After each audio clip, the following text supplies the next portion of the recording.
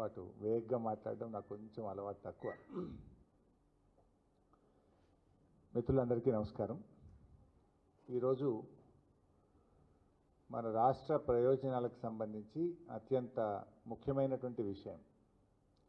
తెలంగాణ ఉద్యమ ట్యాగ్ లైనే నీళ్లు, నిధులు, నియామకాలు.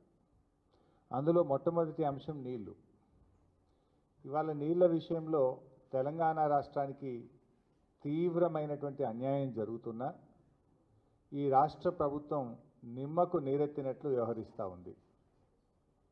రాష్ట్ర ముఖ్యమంత్రి గారు కానీ, నీటిపారుదల శాఖ మంత్రి గారు కానీ, ఆ శాఖ అధికారులకు యొక్క అలసత్వం వల్ల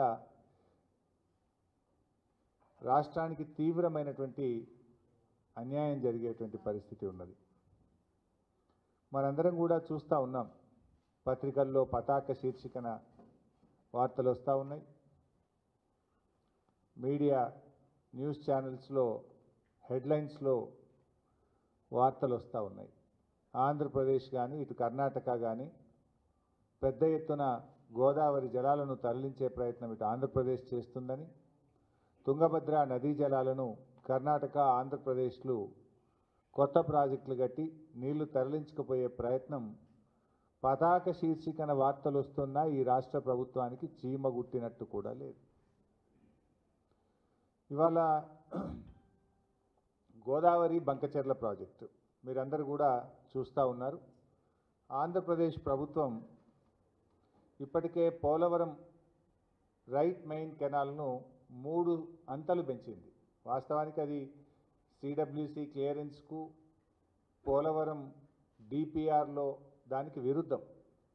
కానీ 3 అంతలు పెంచుకొని 200 టీఎంసీలను మరి బంకచెర్ల ద్వారా పెన్నా బేసిన్కు, రాయలసీమ ప్రాంతానికి తరలించే ప్రయత్నం చేస్తూ ఉంది. మీరు చూస్తే ఈ నీళ్ళు ఏంటంటే ముందు వాళ్ళు గోదావరి నది నుంచి వైకుంఠాపురం కింద ఒక ఆక్వాడక్ట్ని కట్టి అక్కడి నుంచి బొల్లంపల్లి దగ్గర 150 టీఎంసీల రిజర్వాయర్లు కట్టి ఆ బొల్లంపల్లి రిజర్వాయర్ నుంచి బంకచెర్ల క్రాస్ రెగ్యులేటర్ దగ్గర వేసి తద్వారా పెన్నా బేసిన్కు నీళ్లు తీసుకుపోవడానికి ఆంధ్రప్రదేశ్ గత కొన్ని నెలలుగా ప్రణాళికలు రూపొందించి యుద్ధ ప్రాతిపదికన ఆంధ్రప్రదేశ్ ముందుకు పోతూ ఉంది. అదే గోదావరి బేసిన్లో మనకు హక్కుగా రావాల్సినటువంటివి, ఎందుకంటే ఉమ్మడి ఆంధ్రప్రదేశ్లోనే అప్పటి ప్రభుత్వం తెలంగాణకు 968 టీఎంసీలను గోదావరి జలాల్లో కేటాయించారు. మరి అదే గోదావరి బేసిన్లో మన 4 ప్రాజెక్టులకు వాటర్ అలొకేషన్ పెండింగ్ ఉంది. గవర్నమెంట్ ఆఫ్ ఇండియాలో ప్రాజెక్ట్స్ పెండింగ్ ఉన్నాయి. ఒకటి సీతారామ లిఫ్ట్ ఇరిగేషన్, రెండవది సమ్మక్క సాగర్ ప్రాజెక్టు, మూడవది కాళేశ్వరం 30 టీఎంసీ, నాలుగవది డాక్టర్ అంబేద్కర్ వార్దా ప్రాజెక్టు. ఈ 4 ప్రాజెక్టులకు వాటర్ అలొకేషన్ ఒకవైపు పెండింగ్లో ఉంది. సీతమ్మ సాగర్కు మనం 67 టీఎంసీలు అడిగాం, సమ్మక్క సాగర్కు 47 టీఎంసీలు అడిగాం, అంబేద్కర్ వార్దా ప్రాజెక్టుకు 12 టీఎంసీలు అడిగాం. అఫ్కోర్స్ ఈ అడిషనల్ 3rd టీఎంసీ కాళేశ్వరంది వాటర్ అలొకేషన్ లేదు కానీ క్లియరెన్స్ పెండింగ్ ఉంది. ఈ 4 ప్రాజెక్టులు మన అక్కడ పెండింగ్లోనే పెట్టిండ్రు. మన ప్రభుత్వం నిద్రపోతూ ఉంది. మనకు హక్కుగా రావాల్సిన సీతమ్మ సాగర్ 67 టీఎంసీలు కానీ, ఈవెన్ సీతమ్మ సాగర్లో కూడా అప్పుడు మా బీఆర్ఎస్ ప్రభుత్వం ఉన్నప్పుడే అన్ని క్లియరెన్సులు తెచ్చినాం. చివరి క్లియరెన్స్ పెండింగ్ ఉంది, టీఏసీ చివరి క్లియరెన్స్. అది క్లియర్ అయితే 67 టీఎంసీలు మనకు వస్తాయి. అట్లే సమ్మక్క సాగర్లో 47 టీఎంసీలు వస్తాయి.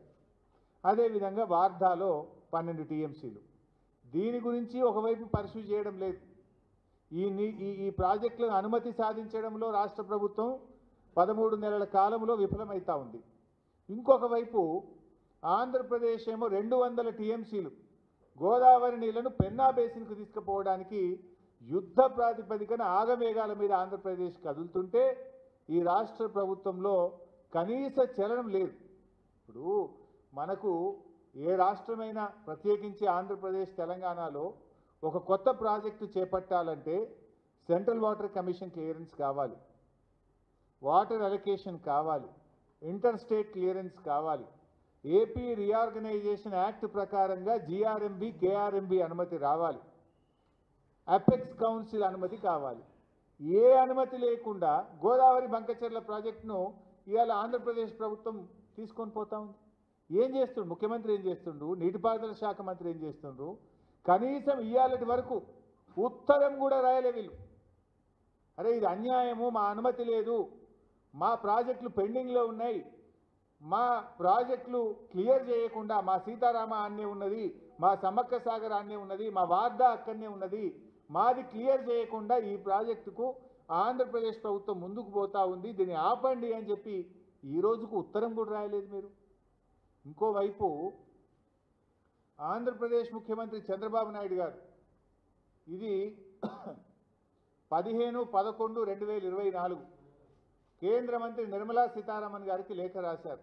మేము ఇట్లా ప్రాజెక్టు కట్టుకుంటున్నాం, మేము 80,112 కోట్లతో ఈ ప్రాజెక్టు కడుతున్నాం, దీనికి డబ్బులు ఇవ్వండి, కేంద్ర ప్రభుత్వం బడ్జెట్లో నిధులు పెట్టండి అని ఆంధ్రప్రదేశ్ ముఖ్యమంత్రి గారు 15/11/2024 నవంబర్ 2024లో ప్రాజెక్టు రూపకల్పన అయిపోయింది, పైసల కోసం ఢిల్లీకి ఉత్తరాలు రాస్తుంది చంద్రబాబు నాయుడు గారు. ఇది 15/11/2024. ఇంకో ఉత్తరం రాసిండు 31 డిసెంబర్ 2024 నిర్మలా సీతారామన్ గారికి రాశారు. ఏమని? గోదావరి టు కృష్ణా రివర్కు 13,511 కోట్లు, కృష్ణా రివర్ నుంచి బొల్లంపల్లి రిజర్వాయర్కు 28,560 కోట్లు, బొల్లంపల్లి రిజర్వాయర్ నుంచి బంకచెర్ల హెడ్ రెగ్యులేటర్కు 38,041 కోట్లు, మొత్తం కలిపి 80,112 కోట్ల రూపాయలు ఖర్చు అవుతుంది, మాకు financial assistance river linking project కింద ఇవ్వండి అని చంద్రబాబు నాయుడు గారు 2 ఉత్తరాలు నిర్మలా సీతారామన్ గారికి రాశారు. దీని మీద ఆర్థిక శాఖలో ఫైల్ కదులుతూ ఉంది. నిర్మలా సీతారామన్ గారు ఏడీబీ నుంచి, ఏషియన్ డెవలప్మెంట్ బ్యాంక్ నుంచి 40,000 కోట్లు ఇప్పిస్తామని ఆంధ్రప్రదేశ్కు మాట ఇచ్చారు. ఏషియన్ డెవలప్మెంట్ బ్యాంకు కూడా వీళ్ళు ప్రతిపాదనలు పంపించి ఆంధ్రప్రదేశ్ 40,000 కోట్లు తెచ్చుకొని గోదావరి బంకచెర్ల ప్రాజెక్టు ముందుకు తీసుకొని పోతా ఉంది. మరి ఇప్పటిదాకా ఈ రాష్ట్ర ప్రభుత్వం మరి నిద్రపోతుందా? సోయి లేదా? వాళ్ళేమో ప్రాజెక్టు రూపకల్పన అయిపోయింది, కేంద్ర ప్రభుత్వాన్ని డబ్బులు అడుగుతూ ఉన్నారు, ఏడీబీ దగ్గరికి వెళ్ళి డబ్బులు తెచ్చుకునే ప్రయత్నం చేస్తున్నారు. మీరు కనీసం మీకు బాధ్యత లేదా? గోదావరి మీద మా ప్రాజెక్టుల క్లియరెన్స్లు పెండింగ్లు ఉన్నాయి, ఏపీ రీఆర్గనైజేషన్ యాక్ట్ ప్రకారంగా మేము ఒప్పుకోవాలి, అపెక్స్ కౌన్సిల్ సమావేశం జరగాలి. ఇవేవి జరగకుండానే వాళ్ళు అట్లా ప్రాజెక్ట్ చేస్తూ ఉంటే ఈ రాష్ట్ర ప్రభుత్వానికి కనీసం ఒక ఉత్తరం రాసి ముఖ్యమంత్రి స్వయంగా వెళ్ళి నిర్మలా సీతారామన్ గారిని కలిసి, కేంద్ర వాటర్ రిసోర్స్ మినిస్టర్ని కలిసి, ప్రధానమంత్రిని కలిసి ఈ ప్రాజెక్ట్ ఆపాలని చెప్పాల్సిన సోయి ముఖ్యమంత్రి గారికి లేదా అని నేను అడుగుతా ఉన్నా. ఒకవేళ కాదంటే ఆల్ పార్టీని తీసుకొని పోండి, మేమందరం వస్తాం. తెలంగాణ ఉద్యమం జరిగిందే నీళ్ళ కోసం.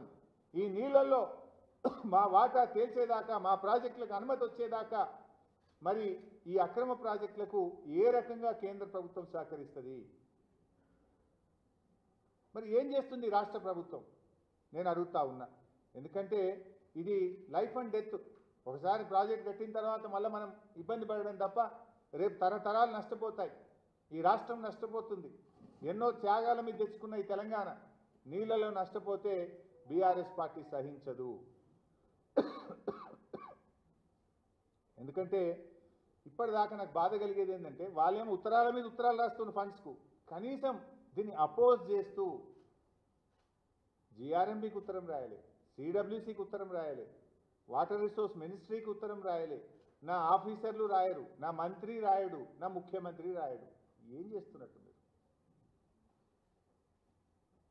ఒక ఆయనను అడ్వైజర్ పెట్టుకున్నారు ఇంకా ఆదిత్యనాథ్ దాస్ గారు. మరి అడ్వైజర్లు ఏం చేస్తున్నట్టు? మరి ఏంటి ఇంతమంది అడ్వైజర్లు ఉండి, మంత్రి ఉండి, ముఖ్యమంత్రి ఉండి, డిపార్ట్మెంట్ ఉండి, సెక్రటరీలు ఉండి, ఈఎన్సీలు ఉండి మీరు ఏం చేస్తున్నారని నేను అడుగుతా ఉన్నా. ఈరోజు ఆ అడ్వైజర్ గారి గురించి చెప్తే బాధ కలుగుతుంది. ఎటువంటి వాళ్ళని అడ్వైజర్ తెచ్చుకున్నారంటే వీళ్ళు, ఆయన అక్రమంగా ఆంధ్రప్రదేశ్ కడుతున్న రాయలసీమ లిఫ్ట్ ఇరిగేషన్ ప్రాజెక్టు మీద ఆంధ్రప్రదేశ్ తరఫున ట్రిబ్యునల్ ముందు తప్పుడు వాదనలు వినిపిస్తే, సుప్రీంకోర్టు ముందు తప్పుడు వాదనలు వినిపిస్తే కోర్టు 3 నెలల జైలు శిక్ష వేసింది నాకు. ఆంధ్రప్రదేశ్ చీఫ్ సెక్రటరీగా ఆదిత్యనాథ్ దాస్ గారికి 3 నెలల జైలు శిక్ష వేసింది. భారతదేశంలో ఒక చీఫ్ సెక్రటరీకి 3 నెలల జైలు శిక్ష ఎవరికైనా పడ్డదంటే ఒక ఆదిత్యనాథ్ దాస్కి పడ్డది. ఆ రోజు ఆంధ్రప్రదేశ్ చీఫ్ సెక్రటరీగా ఆంధ్రప్రదేశ్ కోసం ఆయన పనిచేసిండు. ఆంధ్రప్రదేశ్ ప్రయోజనాల కోసం పనిచేస్తూ తెలంగాణ ప్రయోజనాల గండిగొట్టి తెలంగాణ హక్కులను కాలరాసే విధంగా పనిచేసిన ఆదిత్యనాథ్ దాస్ గారిని ఇవాళ తెలంగాణ నీటిపారుదల శాఖకు అడ్వైజర్గా పెట్టుకున్నారు. అంటే మీరు ఎవరి కోసం పనిచేస్తుంటారు? ఆంధ్రప్రదేశ్ కోసం పనిచేసిన వాళ్ళని పెట్టుకుంటున్నారా? తెలంగాణ ప్రయోజనాలకు భంగం కలిగించి గండి కొట్టిన మనిషే దొరికిందా? ఇంక మీకు దేశంలో ఈ నీటిపారుదల శాఖకు అడ్వైజర్గా పెట్టుకోవడానికి మనిషే లేడా అంటే మాకు డౌట్ వస్తూ ఉంది. ఇవాళ తెలంగాణ ఎందుకు అపోజ్ చేస్తలేదు? ఆంధ్రప్రదేశ్ గోదావరి బంకచెర్ల ప్రాజెక్టును ఇంత యుద్ధ ప్రాతిపదికన ముందుకు తీసుకుపోతుంటే తెలంగాణ మౌనం వెనుక ఉన్న అర్థం ఏంది? ఈ ఆదిత్యనాథ్ దాస్ గారు ఉన్నారా? ముఖ్యమంత్రి గారు ఏమైనా గురుదక్షిణ చెల్లించుకుంటున్నారా? ఏం జరుగుతుంది? రాష్ట్ర ప్రయోజనాలు మీకు పట్టవా అని నేను అడుగుతా ఉన్నా. ఈ రోజు వరకు ఎందుకు దీన్ని మీరు వ్యతిరేకిస్తూ లేఖ రాయలేదు? ఎందుకు మన రాష్ట్ర ప్రభుత్వం నిరసన తెలపలేదు? ఎందుకు మా పెండింగ్ ప్రాజెక్టులు క్లియర్ చేయకుండా ఈ ప్రాజెక్టును ఎట్లా అలో చేస్తారని చెప్పి మీరు ఎందుకు మాట్లాడలేదు? ఇది చాలా బాధ కలుగుతున్నటువంటి అంశం. నేను ఈ బాబు గారి లెటర్లు కూడా మీ అందరికి పంపిస్తాను, మీడియాకు కూడా మీ అందరికి కూడా షేర్ చేస్తాను.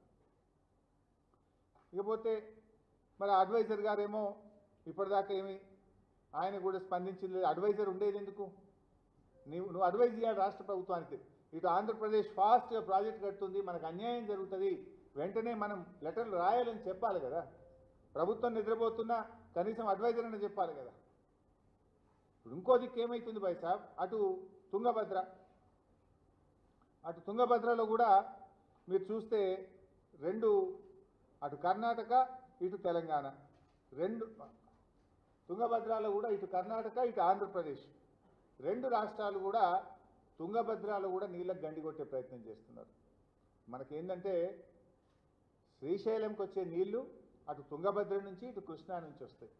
తుంగభద్ర నుంచి కూడా మంచి సఫిషియెంట్ క్వాంటిటీ ఆఫ్ వాటర్ వస్తుంది. ఆ తుంగభద్ర నుంచి కూడా మనకు నీళ్లు రాకుండా అటు కర్ణాటక గండి కొడుతూ ఉంటుంది, ఇటు ఆంధ్రప్రదేశ్ కొడుతుంది. దాని మీద ఉండి నిద్రపోతున్నారు. తుంగభద్రలో ఏమవుతుంది, అటు కర్ణాటక లో లెవెల్ కెనాల్కు సమాంతరంగా మరో కాలువ దవ్వుతూ ఉంది.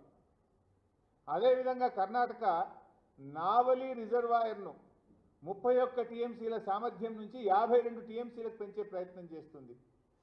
కర్ణాటక రిజర్వాయర్ సామర్థ్యం పెంచినా ప్యారలల్ కెనాల్ దవ్వినా మీరు స్పందించరైతుంది.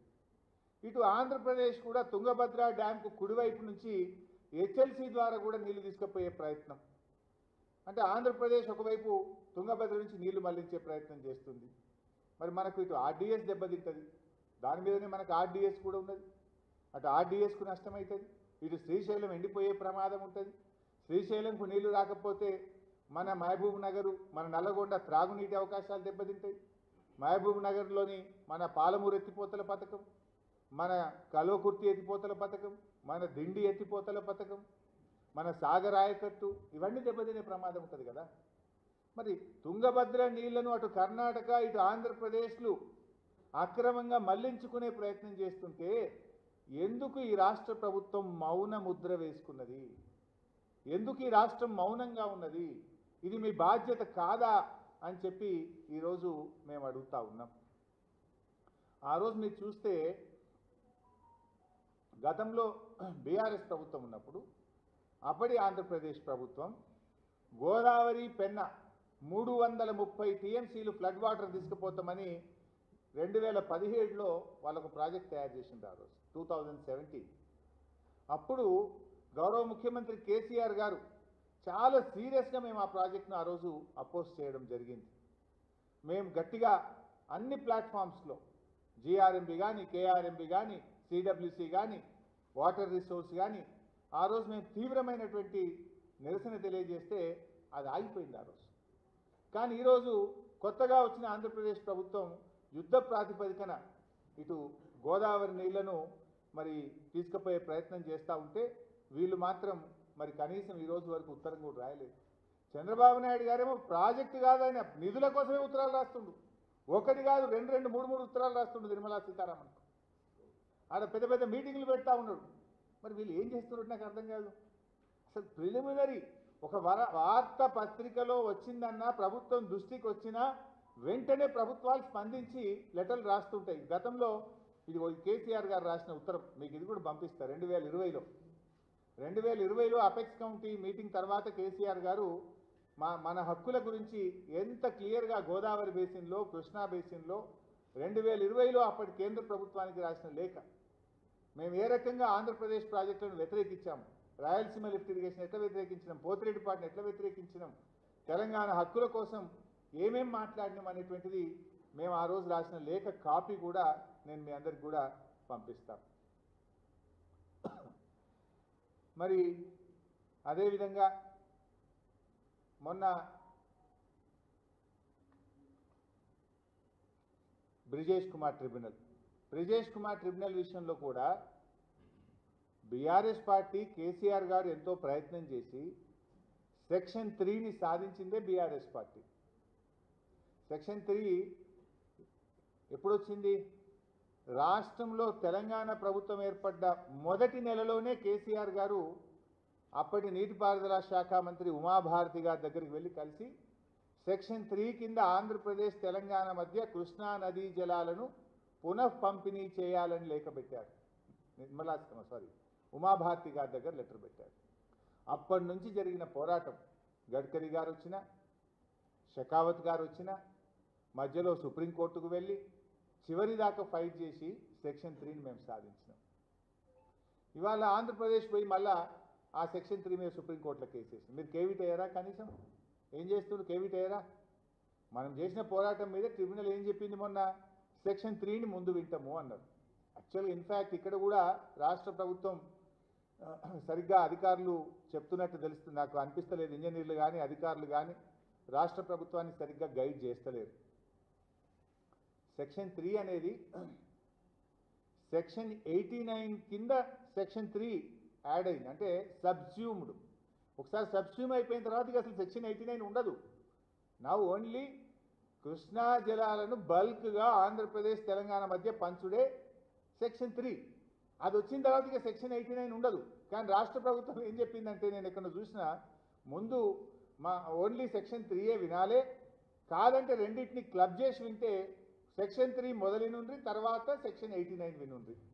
అసలు సెక్షన్ 89 ఉండదు. ఇక when you got the section 3 it is subsumed, section 89 is subsumed. So ఒకవైపు మళ్ళీ ఏమైంది, ఇప్పుడు దాని మీద ఆంధ్రప్రదేశ్ సుప్రీంకోర్టులో కేసు వేసింది. మీరు కేవిట్ వేసుకోరా? వెంటనే మీరు కేవిట్ వేయాల్సి ఉండే కదా, వెంటనే ఒక మంచి అడ్వకేట్లను పెట్టి మనం వాదించాల్సి ఉండే కదా. ఇది యాక్చువల్లీ 10 ఏళ్ళు మేము కష్టపడి సెక్షన్ 3ని సాధించినాం. మేము దాన్ని జాగ్రత్తగా వాదనలు వినిపించి సెక్షన్ 3ని మనం విజయవంతంగా మళ్ళీ మనం ద్వారా 2 రాష్ట్రాల మధ్య నదీ పరివాహక ప్రాంతానికి అనుగుణంగా నీళ్లను మనం సాధించుకోవాల్సినటువంటి అవసరం ఉంది. దాని మీద దృష్టి పెట్టేటువంటి ప్రయత్నం చేయాలని చెప్పి కూడా మేము ప్రభుత్వాన్ని కోరుతా ఉన్నాం. సో ఈ రకంగా మరి ఇటు గోదావరి జలాలను పెన్నా బేసిన్కు ఆంధ్రప్రదేశ్ తరలించే విషయంలోనైనా, తుంగభద్ర నదీ జలాలను అటు కర్ణాటక ఇటు ఆంధ్రప్రదేశ్లు అక్రమంగా తరలించేటువంటి ప్రయత్నాలను రాష్ట్ర ప్రభుత్వం వెంటనే అడ్డుకోవాలని, కేంద్రానికి అన్ని ఫోరంలకు లేఖలు రాయాలని, అవసరమైతే ఉన్నత న్యాయస్థానానికి వెళ్ళి రాష్ట్ర ప్రయోజనాలు కాపాడాలని, ఈ మొద్దు నిద్రపోతున్న ప్రభుత్వాన్ని తట్టి లేపడం కోసమే మేము ఈరోజు ఈ ప్రెస్ మీట్ పెడుతున్నాం. రాష్ట్ర హక్కులు మాకు ముఖ్యం, రాష్ట్ర ప్రయోజనాలు ముఖ్యం. చిల్లర రాజకీయాలు మానుకోండి.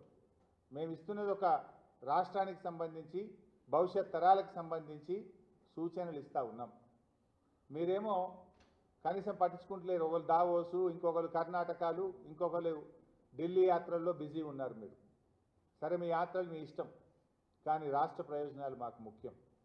చిల్లర రాజకీయాలు మానేసి రాష్ట్ర ప్రయోజనాలు కాపాడే ప్రయత్నం చేయండి. లేదు మీకు నిజాయితీ ఉంటే ఆల్ పార్టీ మీటింగ్ పిలవండి, వచ్చి మీకు ఇంకా విలువైన సూచనలు సలహాలు కూడా ఇస్తాం. మీకు ఏదైనా అర్థం కాకపోతే అడగండి, చెప్పడానికి కూడా మేము సిద్ధంగా ఉన్నాం. కానీ మళ్ళీ ఏదో మాట్లాడి ఎవరినో పెట్టించి ఈ చిల్లర తిట్టుడు బూతులు, నాకు తిట్టలేక కాదు, బూతులు మాట్లాడలేక కాదు. సమయం సందర్భం ఉన్నప్పుడు రాజకీయాలు పక్కన పెట్టి రాష్ట్ర ప్రయోజనాలు కాపాడుకోవాలి. ఇతర రాష్ట్రాలు చూసి నేర్చుకోవాలి. రాజకీయాల కంటే రాష్ట్ర ప్రయోజనాలు ముఖ్యం. మన రాష్ట్రానికి హక్కుగా రావాల్సిన నీటి వాటాలు మనకు ముఖ్యం.